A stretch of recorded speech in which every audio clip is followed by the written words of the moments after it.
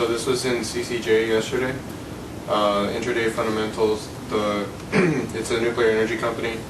So obviously with the recent catastrophe, the entire industry has been trading lower, and most of those stocks are in play. Technical analysis, 3260 was an important level long term. I don't know if you could see it in the chart. This level right here is 3260, and at the same time that was also the gap fill for the short term, so that seemed like an important level to me. It also got down to near 27 and traded with volume in the pre-market. 29 was the pre-market resistance, so that was an important level to me. So you can see that here, where that line is, that's kind of what the resistance was in the pre-market. As far as reading the tape, selling on the tape was never very aggressive while I was trying to enter into the trade. The initial breakout was a little sketchy, like it went above for a second and then there was a shakeout right here around 40 cents. Basically what I wrote about here was that the auction, like there was a lot more action spending time up here in this area, and that was bullish to me because if I even tried getting short, but using 29, but the second I saw that it was spending a lot more time in between the 80 to 90 range, or around the 90 to the whole range, I thought that the short just didn't make sense, and I just wanted to keep trying the breakout. Okay, at this point, yeah. So yeah, the rest you could see in the video.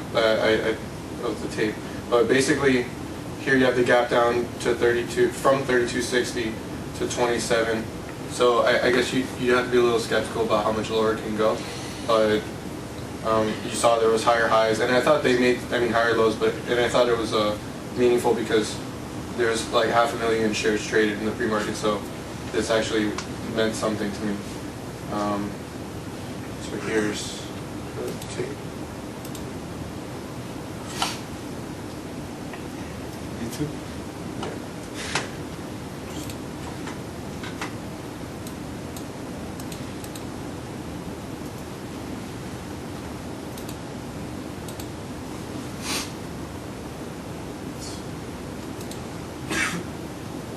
You see, right? So there I'm short, and I covered, this is when it's getting around 90, 28.90. And the play at this point is just to pay immediately. So I got. What'd you buy? You got fives. I got fives.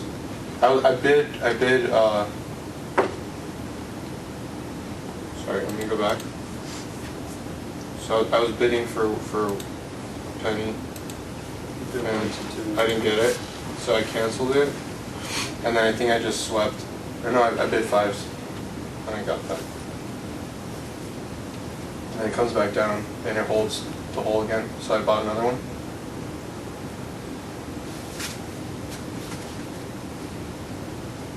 What was your out? Below 90 cents? Below? Yeah, very close, maybe like 3 cents.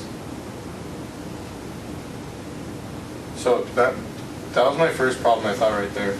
I don't know why I bought I bought another lot at 25 cents. Usually that would sell a lot there immediately. I think I actually hit the wrong key because I can't understand why I. Right. So if you buy something and you don't want it, just get rid of it. Yeah, so I think that's what I'm doing. Put it up and then try and buy it back at 11s. Yeah, but usually I would want to sell one lot there just like as a momentum because 25 it kind of slowed down in this area.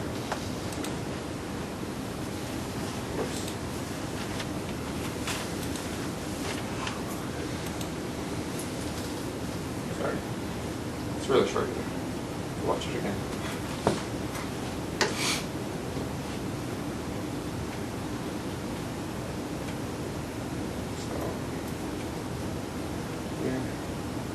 So here I would typically get out of one.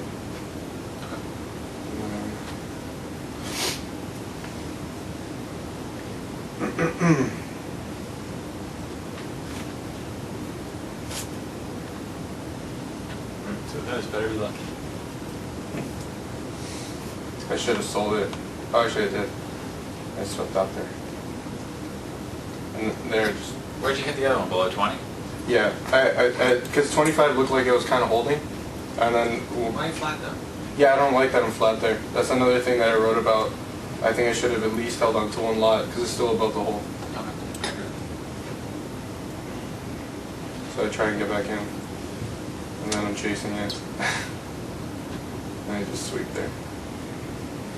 So you took bid 16s there. You might have been able to bid 16s there. I think I got 15s.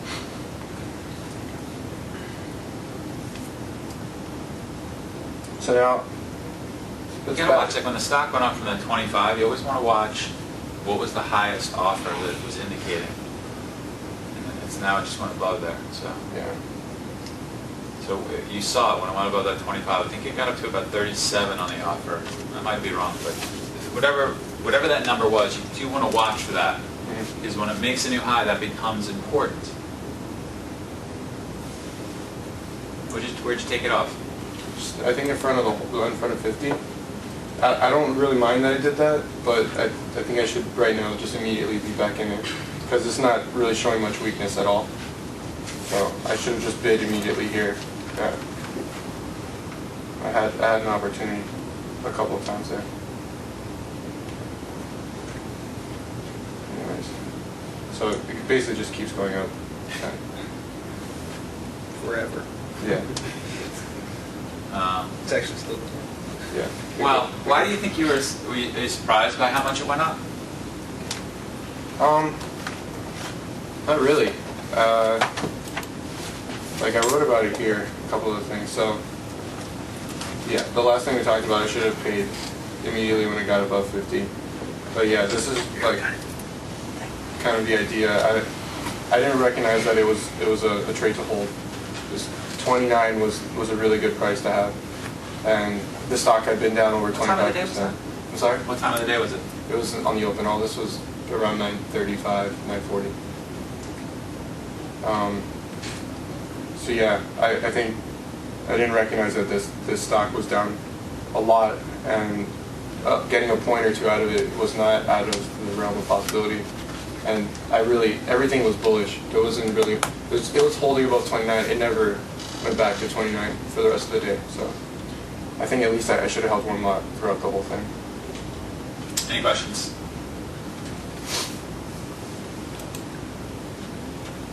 Okay, this is really good. If you guys as a group collectively can do work like this and share work like this together, that's a tremendous learning experience for you. I mean, this is a play that all of you can have in your playbook pretty much, right? All of it's laid out. And in fact, you can even just go and grab it and put it in your playbook. But if each of you are every day really doing this type of work, that's going to create a huge library of very new plays and videos and setups that you can exchange amongst each other.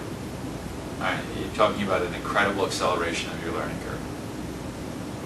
All right, so I implore you to use this as a template, and we'll have more sessions like this where, you know, maybe George next time you'll show yours. All right, but good. I think good analysis of where you could have got better. I think a good setup. I like what you said about how you thought the stock was actually going to go up because it wasn't. When a stock gets to a resistance level and it kind of stops pulling back very much, starts to have higher lows, what does that mean? That's consolidating a base to break through its resistance. Yeah, it's getting more. It's increasing its odds that it's going to get through the resistance, right? Yeah. It's making those higher lows close to the resistance level, right? Everyone understand that? It's like a little mini wedge. Yeah. Got it? Understand that? So it's not like we would cover until it gets above maybe the resistance level. I think you covered at 90 cents. The resistance level was the whole number? Yeah, the resistance. I would wait until it got actually above. I'd be sitting there and be like, well, this isn't good. This isn't probably going to work. But I'd still give it a chance until it actually got above 29. Yeah. Because the importance of the level, the importance of the resistance is still more meaningful than the observation that we've noticed that it's making higher lows. So we just wait until it gets above. We might want to lighten up, maybe if we had a big position, maybe around 89-ish or something like that, and wait. Maybe we might say, you know what, it's not worth 1,000 shares. Now it's only worth 500 shares. You might say something like that, try and cover it at a good price, but you pretty much want to cover it above. And you want to start to mentally say, well, maybe I'm wrong, and if I'm wrong, what do I do? You have to just be able to flip it.